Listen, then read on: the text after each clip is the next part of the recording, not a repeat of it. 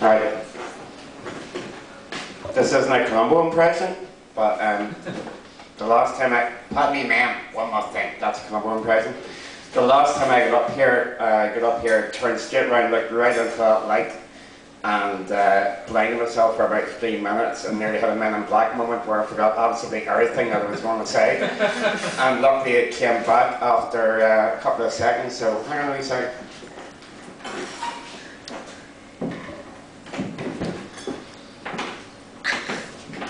That's a bit better, and see there's more over here now. Yeah, this is my second time here. It's a lot easier. Got like a second time I killed somebody in that respect.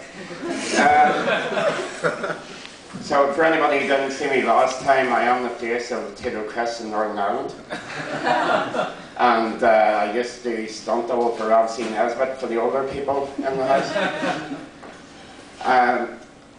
I'm sounding a bit funny this evening because I've been doing a lot of shouting at the TV the last 3 days. Anybody who's been watching the football knows what I'm on about.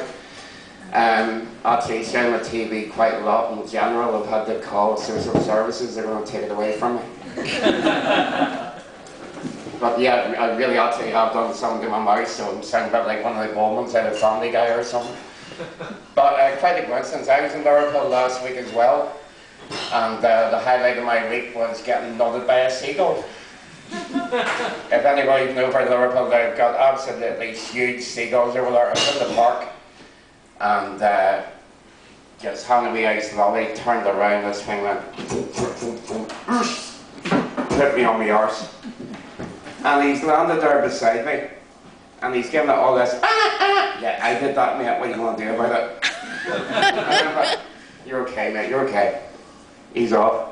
But I saw one of them, they're absolutely you cannot imagine how huge they are. One of them landed in amongst some pigeons, and all the pigeons are like, oh. Don't look at them. Whatever you do, do not look at the seagull or you'll get you. Oh, you see me? Apparently there are like 300 seagull-related pigeon deaths in Liverpool this year alone. So yeah, I did that, and I did a wee gig in Liverpool last week at a place called the Slaughterhouse. Great name for a comedy venue, and then I realised you just took the S off. That's what they do, yeah. You take the S off, you have the Laughter House down below. And I realised I was the only person who didn't swear during their set. Now I do it to help me concentrate, because usually I make Frankie Boyle sound like Daniel O'Donnell, but that's absolutely true to anybody who knows me. But yeah, that went well. But Scousers are all comedians, so if you get up in a Scouse comedy club, you're saying, right, I'm so funny that I'm going to tell jokes to you, and you are all comedians, and I'm far funnier than you. And they don't like that very much at all, especially if you're not a Scouse, which is probably why most of the funniest people were from London. But yeah, so, and apart from that, I mostly got very drunk in Liverpool. I was rat-arsed on my way home one night, and the police stopped me and breathalyzed me. Now, I wouldn't have had a problem with that, but I was in the back of the taxi. Too drunk to be a passenger. Never heard that before. And the Irish bars in Liverpool, you gotta love them. You can always recognise the Irish bars by the ambulance leaving them. And the broken glass on the floor, and the guy in the corner singing Brown Eyed Girl for the 2 millionth time. Or Summer 69 or something of that equivalent up in West Belfast, I don't know what that was now. And yeah, there were these two Germans walked into a bar, but nothing funny happened. And they were exemplary customers. And of course, over in Liverpool, they all love their football. And then you see that match earlier on? The France-England game? No. No? For anybody who did, England drew with France, and even though they drew with France, they were still blaming the referee after the match for not winning the match.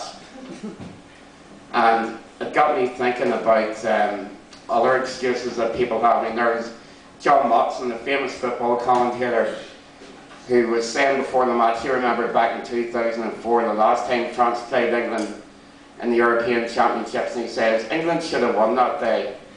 And to this day, I can't think for the life of me how and why they didn't win. I'll give you a clue, John. France scored twice and England scored once. That's pretty much how they won the match.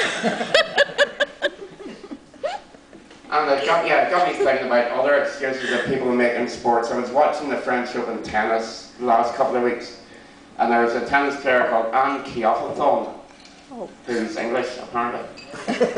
And she got beat, obviously, and she was doing her interview afterwards, and they said, well, Anne, what went wrong? And she said, well, a couple of big decisions went against me.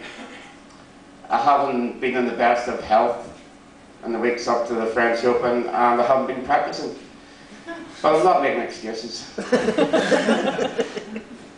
And I thought to myself, well, I'm not a professional female tennis player, but I would like to think that if I was, I would do a wee bit of practicing coming up to one of the biggest tournaments of the year. And then I remembered a few of my other favourite excuses from athletes. There was a famous high jumper years ago called Dalton Grant, if anybody remembers him, and he made an excuse one time for having a poor performance that he couldn't see the bar that he was supposed to be jumping over for the crowd behind it. He couldn't make out the difference. Now, I'm not a professional high jumper, but I would like to think that if I was, I would damn sure try and make out the thing that I was trying to high jump over before I actually ran up and made an idiot of myself and fell flat on my face on the mat. And then, of course, you got the one from this year, the rhythmic gymnast, who didn't qualify for the Olympics because they got a knot in their ribbon during their routine. Now, I'm not a professional rhythmic gymnast, except in bedroom. But I would like to think that if I was a professional rhythmic gymnast, the last thing I would do would be to get a knot in my ribbon during my performance. Wee bit of innuendo there. But my favourite one of all time is a sprinter, Dwayne Chambers. You probably know him. He finished 4th at championships one time, and his excuse for finishing 4th was, the other guy started faster than me.